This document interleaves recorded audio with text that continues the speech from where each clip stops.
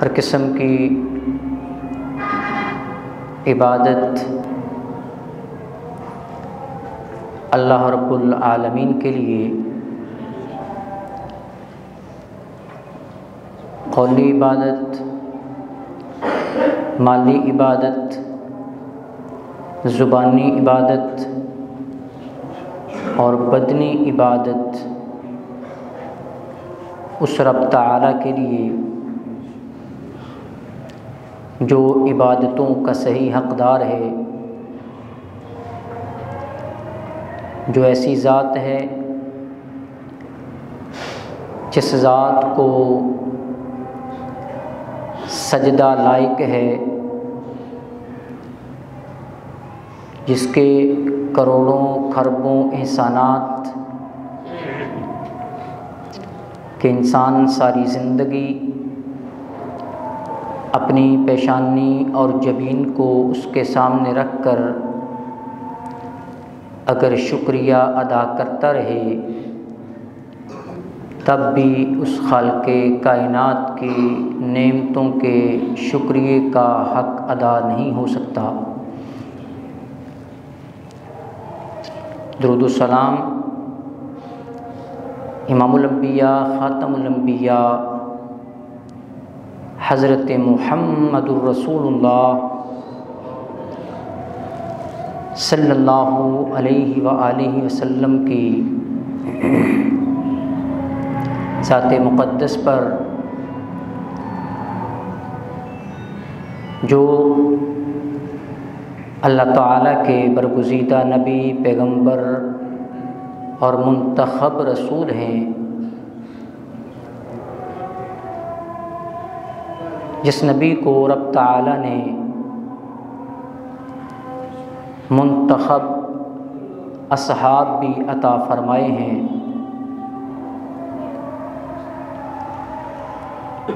کروڑوں رحمتیں ہوں اس رسول منتخب کے منتخب صحابہ کرام پر، جنہوں نے اپنی عملی زندگی سے دین کی حقیقی تصویر اور تعبیر لوگوں کے سامنے رکھی ہے۔ قابل صد احترام سامعین کرام، ذی وقار اصحاب و احباب،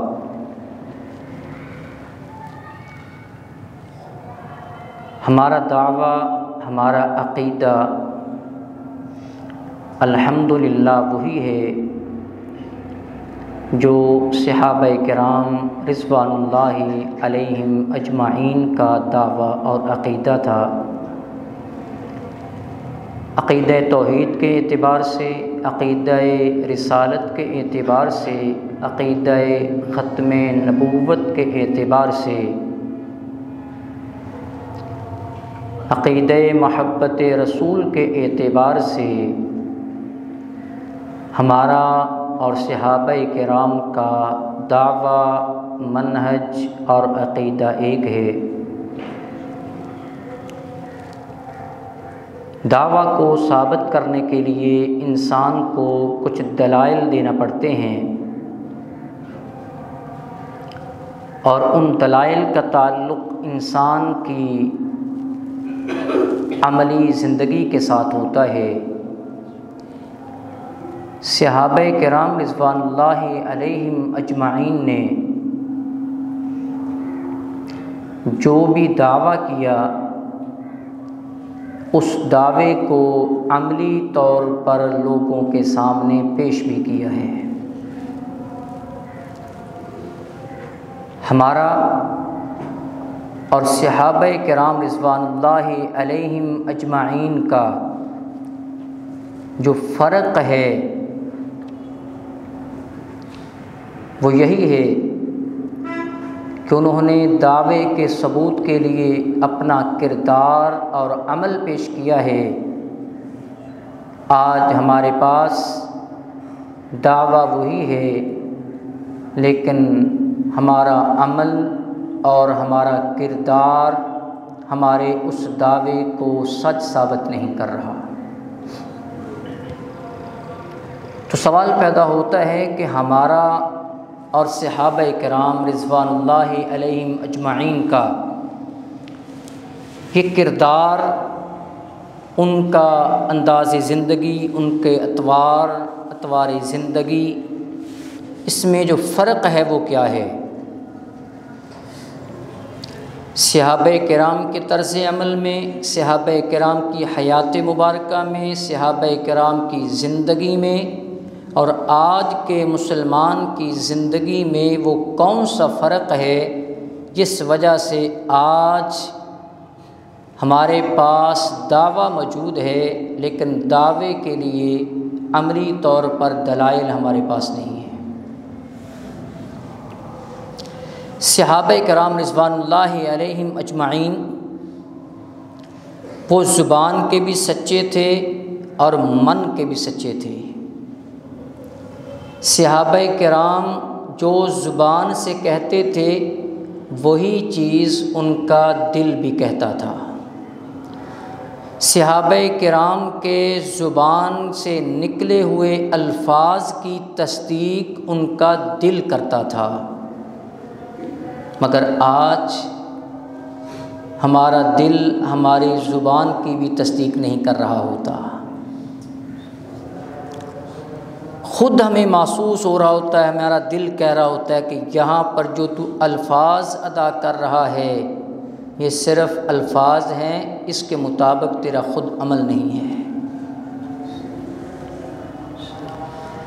صحابہ کرام رضوان اللہ علیہم اجمعین کے کردار کہ من کے سچے، زبان کے سچے، من میں خلوص، زبان میں خلوص، جو زبان سے کہہ دیا اس پہ مکمل یقین تھا کہ اس نے دل سے بھی یہی کہا ہے۔ نبی علیہ السلام مدینہ میں ہیں، اس کی مثال، آپ جا رہے ہیں، آگے سے دیکھا ایک سواری آ رہی ہے، کوئی سوار آ رہا ہے، آپ رکے، وہ سوار آپ کے پاس آیا، آپ کے پاس آپ کے صحابہ کرام تھے کچھ، اس نے آ کر پوچھا یہاں مدینہ میں ایک آدمی ہے جس نے نبوت کا دعویٰ کیا، اس سے ملنا چاہتا ہوں۔ صحابی نے اشارہ کیا، نبی علیہ السلام ہمارے ساتھ ہیں، یہ وہ شخص ہیں، یہ وہ ہستی ہے۔ اس نے سوال کیا کہ آپ ہیں؟ نبی علیہ السلام نے جواب دیا میں ہی ہوں، اللہ کا رسول ہوں، اللہ نے مجھے نبی بنایا ہے، مجھ پہ وحی آتی ہے۔ کہا آپ کا پیغام کیا ہے؟ دعوت کیا؟ آپ نے دعوت دی، توحید کی دعوت دی۔ اس نے کہا میں کلمہ پڑھتا ہوں، کلمہ پڑھ لیا۔ کہا اور کرنا کیا ہے؟ آپ نے فرمایا نماز پڑھنی ہے، رمضان آج روزے رکھنے ہیں، ارکان اسلام اسے بتا دیے۔ اس نے کہا کہ اے اللہ کے رسول، جو آپ نے بتا دیا ہے اسی طرح میں اپنی پوری زندگی بسر کروں گا۔ کتنے الفاظ کہے کلمہ پڑھنے کے بعد، کتنے الفاظ ہیں اس کے؟ کوئی اس کے بعد نماز پڑھنے کا ٹائم نہیں آیا، روزہ رکھنے کے لیے رمضان کا مہینہ ہی نہیں آیا اس کی زندگی میں۔ واپس مڑا، سواری پہ سوار تھا، سواری کا پاؤں ایک بل میں پھنسا اور سواری گری، عدم توازن کی وجہ سے یہ بھی گر گئے، وہیں پہ اللہ تعالیٰ کو پیارے ہو گئے۔ نبی علیہ السلام نے فرمایا دلونی برجل، اس آدمی کو میرے قریب کرو، اس کی میت کو میرے قریب کرو۔ آپ نے اس میت کو قریب کروایا اور اس کے سر کو اپنی گود میں رکھا اور گود میں رکھ کر آپ اس کے چہرے کی طرف اپنا چہرہ نبوت کر رہے ہیں۔ نیچے اس کا چہرہ ہے اور اوپر چہرہ نبوت ہے، اس کی آنکھوں میں نبوت کی آنکھیں پڑ رہی ہیں۔ اچانک آپ نے اپنے چہرے کا رخ دوسری طرف کر لیا۔ صحابہ کرام نے پوچھا اللہ کے رسول، پہلے آپ بالکل چہرے کو دیکھ رہے تھے، آپ نے اچانک دوسری سائڈ پر اپنا رخ کر لیا۔ کہا یہ آدمی میرے پاس آیا تھا، عمل کا بھی وقت نہیں آیا، دل سے کلمہ اس نے پڑھا تھا۔ اللہ تعالیٰ دل کو جانتا ہے، اس کے اس دل کی سچائی کی وجہ سے اللہ تعالیٰ نے اپنے فرشتوں کو بھیج دیا کہ جاؤ جنت کی نعمتیں لے کر ابھی اس کو جنت کی نعمتوں کے ساتھ اس کی مہمان نوازی کر کے آؤ۔ جب میں نے اس طرح چہرہ کیا، فرشتے اسے جنت کی چیزیں کھلا رہے تھے۔ صحابہ کرام زبان کے سچے، من کے سچے تھے۔ صحابہ کے کردار اور ہمارے کردار میں کیا فرق آیا؟ پہلا فرق جو صحابہ کرام رضوان اللہ علیہم اجمعین اور ہمارے کردار میں ہے کہ صحابہ کرام کا جو دعویٰ تھا تو عمل اس کے برابر تھا، اس سے زیادہ عمل تھا۔ حضرت حنظلہ رضی اللہ تعالی عنہ یہ وہ عظیم صحابی ہیں جنہیں غسیل الملائکہ کہا جاتا ہے، فرشتوں نے اسے غسل دیا۔ یا حضرت حنظلہ رضی اللہ تعالی عنہ بازار میں نکلے اور کہہ رہے ہیں انفق حنظلہ، انفق حنظلہ، کہ حنظلہ تو منافق ہو گیا ہے۔ اپنے آپ کو کہنے لگے حنظلہ تو منافق ہو گیا ہے۔ سیدنا ابوبکر صدیق رضی اللہ تعالی عنہ نے سنا، باہر آئے، کہا حنظلہ کیا کہہ رہے ہو؟ کہا میں کہہ رہا ہوں کہ انفق حنظلہ، میں تو منافق ہو گیا ہوں۔ حضرت ابوبکر صدیق رضی اللہ تعالی عنہ نے پوچھا کیا ہوا؟ کہا معاملہ یہ ہے، جب ہم نبی علیہ السلام کے پاس ہوتے ہیں ایمان بہت زیادہ ہوتا ہے، اس وقت یہی چیز ہوتی ہے کہ ہر چیز یہیں پہ قربان کر دی جائے دین کے لیے، مگر جب گھر میں آتے ہیں کہ تھوڑی سی ایمانی کیفیت میں کمی آ جاتی ہے، بال بچوں میں مصروف ہو جاتے ہیں، کاروبار میں مصروف ہو جاتے ہیں، یہ تھوڑا سا ایمان کا کم اور زیادہ ہونا میں اس کو سمجھتا ہوں کہ شاید یہ نفاق کی علامت ہے، اس لیے میں اپنے بارے میں یہ سوچ رہا ہوں۔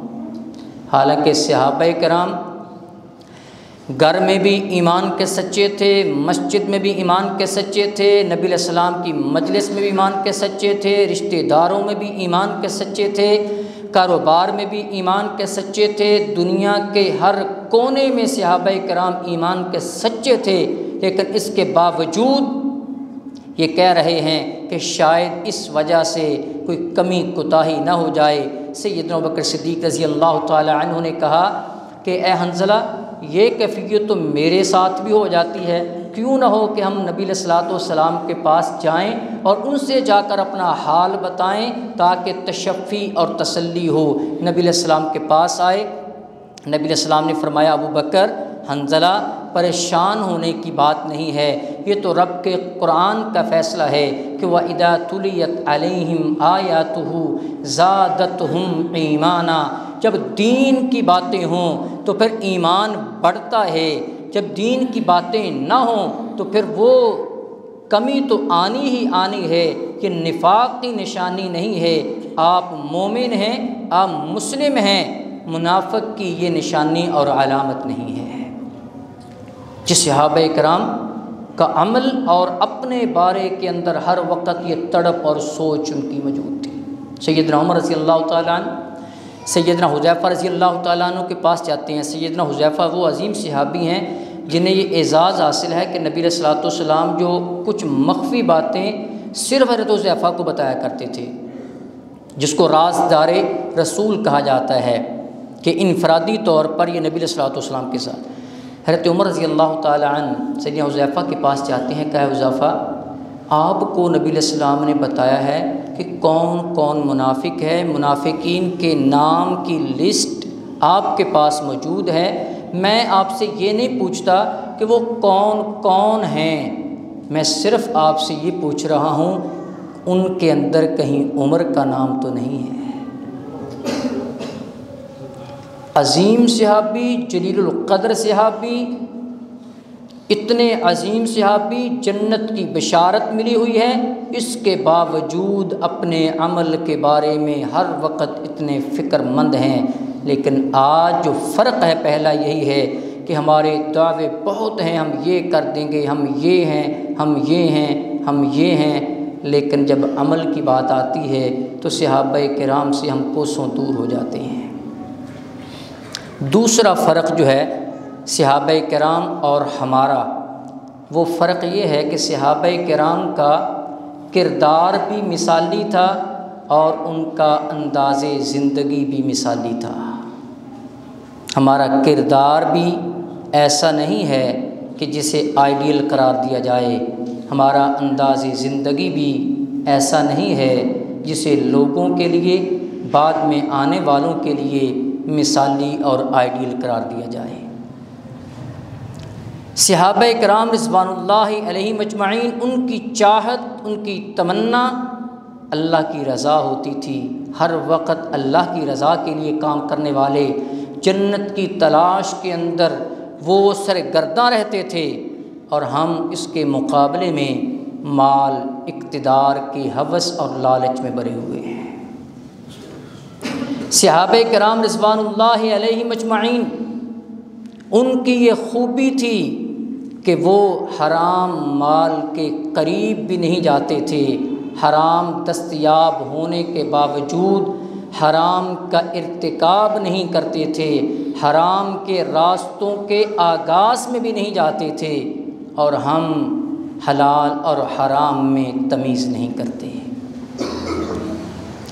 صحابہ کرام رضوان اللہ علیہم اجمعین، وہ حرام کھانا دور کی بات ہے، حرام کے مال کو حاصل کرنے کے لیے سوچتے بھی نہیں تھے۔ سیدنا ابوبکر صدیق رضی اللہ تعالیٰ عنہ، وہ ایک جو ان کا غلام تھا، اس نے شیرینی مٹھائی کو چیز دی کھانے والی، وہ کھا لی۔ بعد میں بتایا کہ یہ ایک نجومی تھا، میں نے ایک دیا تھا، بات بتائی تھی، وہ ٹھیک ہو گئی، اس کے صلے میں اس نے مجھے شیرینی دی تھی جو میں نے آپ کو کھلا دی۔ شریعت میں یہ نجومی پن حرام ہے۔ حضرت صدیق رضی اللہ تعالیٰ پہلے کیوں نہیں بتایا؟ کہنے کہ پہلے کیوں نہیں بتایا؟ اب بتایا ہے، اب تو میں نے کھا لی ہے۔ آپ نے انگلی مار کر طے کر دی پیٹ میں اس حرام چیز کے ساتھ جو حلال چیزیں شامل ہو گئی تھیں، ان کو بھی اپنے پیٹ سے نکال دیا۔ صحابہ کرام کو پتہ تھا جس پیٹ میں حرام جاتا ہے اس کی دعائیں قبول نہیں ہوا کرتی۔ صحابہ کرام کو پتہ تھا جس پیٹ میں حرام جاتا ہے پھر اس کی عبادتیں بھی قبول نہیں ہوا کرتی۔ النار اولا بہ، جس پیٹ میں، جس بطن میں حرام جاتا ہے، انہیں پتہ تھا اس پیٹ کی حقدار وہ اللہ تعالیٰ کی جہنم کی آگ بن جاتی ہے۔ صحابہ کرام جو ہم میں فرق آیا، صحابہ کرام نے وطن کو چھوڑا، صحابہ کرام نے اولادوں کو چھوڑا، کس کے لیے؟ دین کے لیے۔ صحابہ نے مال کو چھوڑا، کس لیے؟ دین کے لیے۔ صحابہ کرام نے رشتہ داروں کو چھوڑا، کس لیے؟ دین کے لیے۔ صحابہ کرام نے عزیز و اقارب کو چھوڑا، کس کے لیے؟ دین کے لیے۔ صحابہ کرام نے اپنے کاروباروں کو مکے کے اندر چھوڑ دیا، مدینے کا رخ کر لیا، کس کے لیے؟ دین کے لیے۔ مگر آج سب سے پہلے جس چیز کو ہم چھوڑتے ہیں اور آسان چھوڑنا سمجھتے ہیں وہ ہمارے لیے دین ہوتا ہے۔ خوشی کا موقع ہو، ہم کہتے ہیں کوئی نہیں بعد میں یہ کام کر لیں گے، پہلے یہ دین کی بات چھوڑ دو، دوسرا کام کر لو، بعد میں توبہ کر لیں گے۔ ہمارے لیے دین چھوڑنا آسان ہو گیا۔ غمی کا موقع ہو، کوئی اور موقع ہو، سب سے پہلے جو چیز ہم چھوڑتے ہیں اور جس کو چھوڑنا ہم آسان سمجھتے ہیں، اور ہم سمجھتے ہیں ہمیں کون ہے پوچھنے والا اگر میں نے نماز کو چھوڑ دیا۔ انہوں نے پوری زندگی کے لیے اپنے گھر کو چھوڑ دیا دین کے لیے، اور میں اور آپ اس دین کے لیے، نماز پڑھنے کے لیے عارضی طور پر آدھا گھنٹہ کے لیے اپنے گھر کو نہیں چھوڑتے۔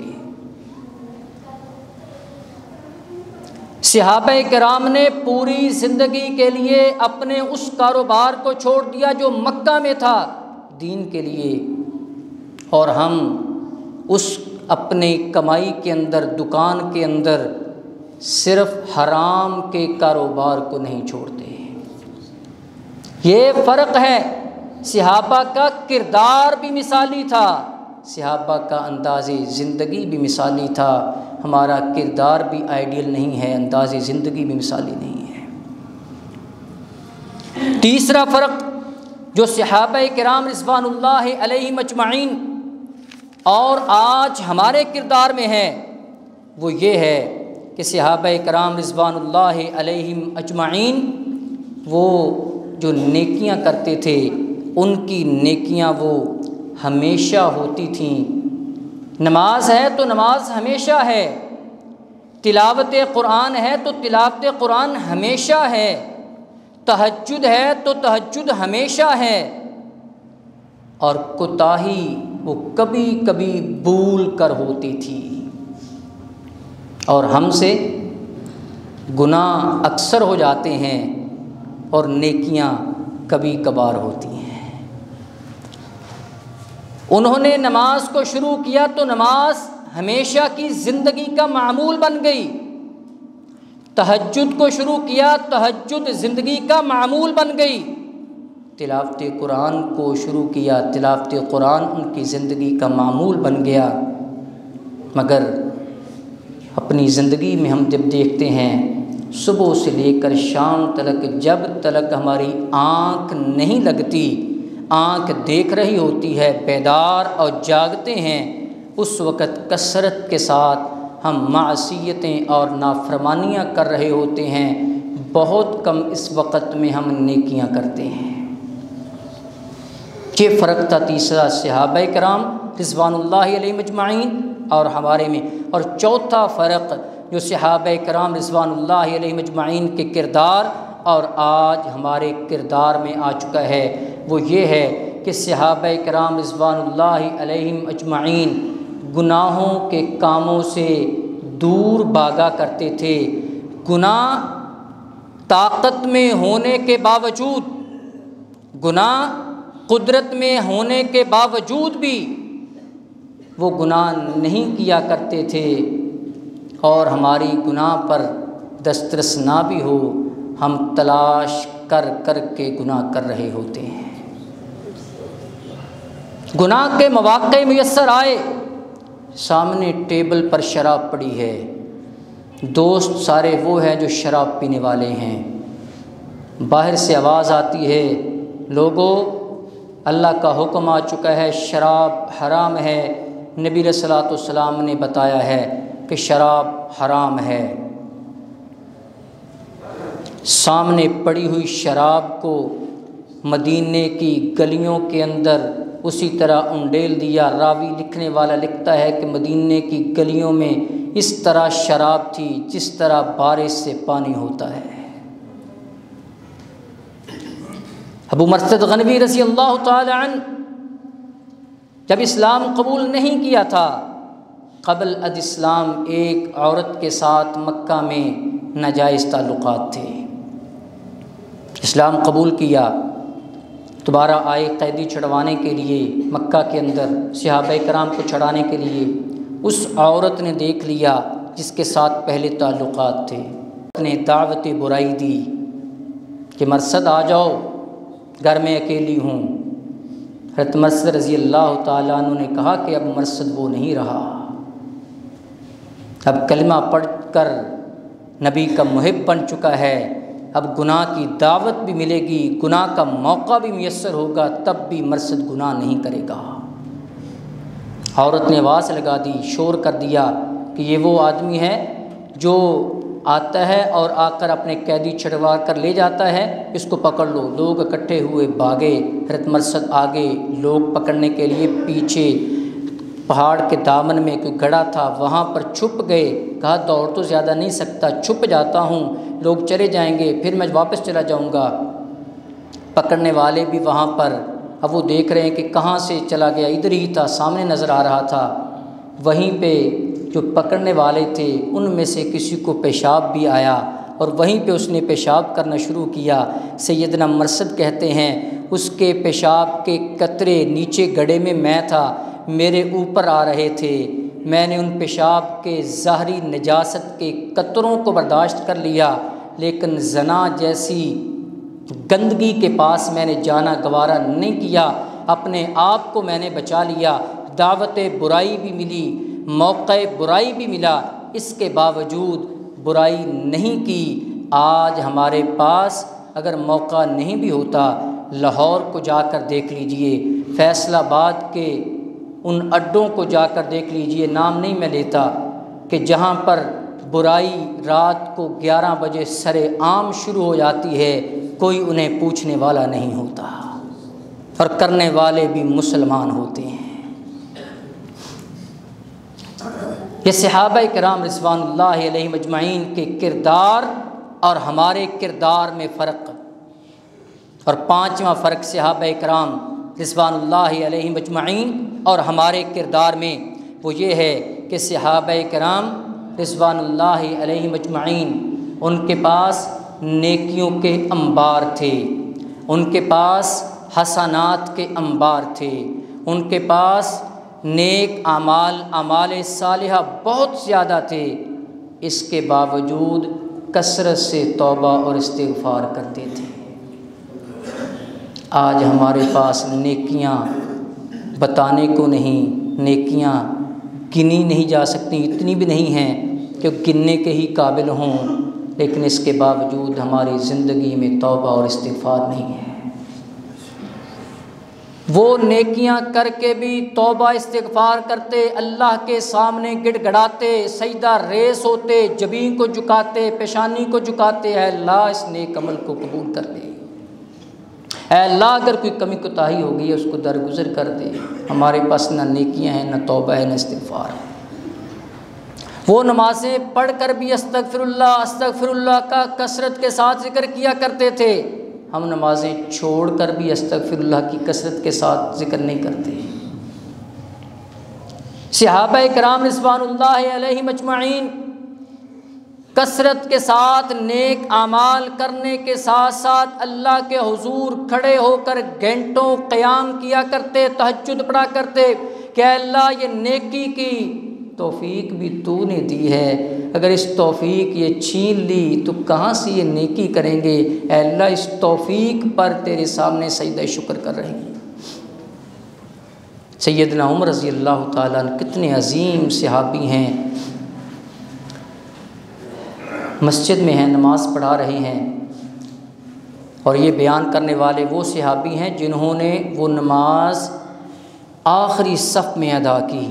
وہ کہتے ہیں کہ حضرت عمر رضی اللہ تعالیٰ عنہ سورہ یوسف کی تلاوت کر رہے ہیں، جب اس آیت پر پہنچے انما اشکو بثی و حسنی اللہ، یعقوب علیہ السلام نے بیٹے یوسف علیہ السلام کی جدائی پر کہا تھا اے اللہ غم بڑا ہے، دکھ بڑا ہے، لیکن رجوع تیری طرف ہے، کسی اور طرف رجوع نہیں ہے۔ انما اشکو بثی و حسنی اللہ، اے اللہ غموں کو دور کرنے والا تو ہے، دکھوں کو دور کرنے والا تو ہے، دکھوں کا مداوع تیرے پاس ہے، غم دور کرنے والا تو ہے، اے اللہ میں اپنا شکوہ کسی سے نہیں کرتا، اے اللہ تیری بارگاہ میں التجا کرتا ہوں۔ حضرت عمر رضی اللہ تعالی عنہ جب اس آیت کو پڑھا آواز بند ہو گئی، رونا شروع کر دیا، حتیٰ کہ ان کے رونے کی آواز مسجد نبوی کے آخری صف کے اندر جو صحابہ کرام تھے ان کو بھی سن رہی تھی۔ ایک اور کتاب کے اندر آتا ہے کہ نماز پڑھا رہے جب اس آیت پر پہنچے وقفوہم انہم مسئولون، قیامت کا دن ہوگا، لوگوں کو کہا جائے گا رک جاؤ، رک کر یہاں اپنی زندگی کے بارے میں سوال ہیں، ان سوالوں کے جواب دو گے تو تب آگے جاؤ گے۔ جب قرآن کی اس آیت پہ پہنچے تو سیدنا عمر رضی اللہ تعالی عنہ اس قدر روئے کہ رونے کے بعد 1 مہینہ وہ بیمار رہے ہیں۔ حسنات موجود، نیکیاں موجود، اعمال صالحہ موجود، توبہ اور استغفار کے پہاڑ ان کے پاس موجود ہیں، آسمان کی بلندیوں کو چھوتا ہوا ان کے پاس اعمال صالحہ بھی ہے، استغفار بھی موجود ہے۔ اور چھٹا فرق جو ہم صحابہ کرام اور ہمارے اندر ہے وہ یہ ہے، صحابہ کرام نے نبی علیہ الصلوۃ والسلام کا کلمہ پڑھا، کلمہ پڑھنے کے بعد بغیر تردد اور شک کے نبی علیہ الصلوۃ والسلام کی ہر بات کو تسلیم کیا اور اسے مانا ہے۔ ہم قرآن کی کوئی آیت تو ہم کہتے ہیں فلاں مولوی کہے گا تو مانیں گے، فلاں حدیث فلاں مولوی فتویٰ دے گا تو پھر اس حدیث کو مانیں گے۔ مولوی کا فتویٰ بڑا ہو گیا، مفتی کا فتویٰ بڑا ہو گیا، مولوی کی بات بڑی ہو گئی، قرآن کی بات کمتر ہو گئی، اس کی نظر میں مولوی کی اہمیت زیادہ ہے، نبی علیہ السلام کی بات کی اہمیت کم ہے۔ ہم اس وقت تک اس حدیث کو نہیں مانتے جس وقت تک اس حدیث کے بارے میں سائنس تحقیق نہ کر دے۔ ہم کہتے ہیں اس حدیث کو میں مانتا ہوں، سائنس نے اس کی تصدیق کی ہے، یا سائنس نے تصدیق کی اس کو مانا، تو کیا مانا؟ مزہ تو یہ ہے جو نبی نے کہہ دیا، سائنس تحقیق کرے یا نہ کرے، سائنس تصدیق کرے یا نہ کرے، سائنس سرچ کرے یا نہ کرے، سائنس اس کی مطابقت کرے یا نہ کرے، ہر حال میں نبی کی بات کو مانا جائے، یہی تو ایمان کہلاتا ہے۔ سائنس کی تحقیق آنے کے بعد قرآن کی آیت کو مانا یہ ایمان ہے۔ سائنس کی سرچ آنے کے بعد نبی علیہ السلام کی حدیث کو، بات کو مانا یہ ایمان ہے۔ ایمان صحابہ کا کیسا ہے؟ ابو جہل نے کہا، اے ابوبکر صدیق، آپ کا نبی کہتا ہے کہ میں رات کو معراج سے ہو کر آیا ہوں، یہ ساری چیزیں دیکھ کر آیا ہوں، اور رات کے کچھ عرصے میں آیا ہوں۔ پہلے ویسے پوچھا کہ کیا کو ہو سکتا ہے کہ رات کو جائے، اتنی سیر کر کے ساتوں آسمانوں کی رات کے وقت ہی آ جائے؟ ابوبکر صدیق رضی اللہ تعالیٰ عنہ نے کہا ایسا تو نہیں ہو سکتا۔ کہا اے ابو بکر، آپ کے یار، آپ کے دوست، آپ کے نبی نے یہ کہا ہے۔ کہا ابو جہل، پھر اس کے اندر شک ہی نہیں ہو سکتا۔ جب نبی علیہ السلام نے کہہ دیا ہے تو پھر ضرورت نہیں ہے مجھے دیکھنے کی، ٹائم کم ہے، گئے کیسے ہیں، پھر یہ دیکھنے کی ضرورت نہیں ہے، پھر یہ سرچ کرنے کی ضرورت نہیں ہے۔ سیدنا خزیمہ رضی اللہ تعالیٰ عنہ کے بارے میں کتنی مرتبہ سنا ہے، نبی علیہ السلام نے سواری کو خریدا، سودا طے ہو گیا، کہا میرے ساتھ آؤ، گھر میں سواری پہنچاؤ، وہاں پیسے لے لو۔ ٹھیک ہے، نبی علیہ السلام جا رہے ہیں، پیچھے وہ ایک یہودی ہے جس کے پاس سواری پکڑی ہوئی ہے۔ پیچھے سے کسی آدمی نے اس یہودی سے پوچھا، بھئی یہ گھوڑا فروخت کرنا ہے؟ کہا میں نے اتنے میں نبی علیہ السلام کو، اس شخص کو فروخت کر دیا ہے۔ اس نے کہا میرے سے زیادہ پیسے لے لیں۔ یہودی لالچ میں آ گیا اور اس نے کہا کہ ٹھیک ہے میں آپ کو دے دیتا ہوں، آپ مجھے زیادہ پیسے دے دیں۔ کہا نبی علیہ الصلوۃ والسلام کو، یہودی نے کہا جی میں آپ کو نہیں، میں تو اس کو دے رہا ہوں۔ کہا کیوں؟ کہا میرا کون سا آپ سے سودا ہوا ہے؟ نبی علیہ السلام نے فرمایا بھی سودا طے ہوا ہے، رقم طے ہو چکی ہے آپ سے، صرف پیسے آپ کو دینے ہیں۔ اس نے کہا جی بات یہ ہے کہ اگر آپ سچے ہیں تو اپنا گواہ پیش کرو۔ لوگ اکٹھے ہو گئے، معاملہ بن گیا۔ کہا جی اب اس کے لیے ہے گواہ کوئی آنا چاہیے جو گواہی دے آپ کی کہ سودا ہوا ہے۔ کون تھا گواہ؟ اب اس یہودی کو تو پتہ تھا کہ جب سودا ہوا اس وقت کوئی بھی مسلمان نہیں تھا، کوئی بھی شخص نہیں تھا جس کے سامنے سودا ہوا۔ ان دیکھنے والوں میں جب صحابہ کرام بھی آگے اکٹھے ہو گئے، یہ معاملہ بن گیا ہے۔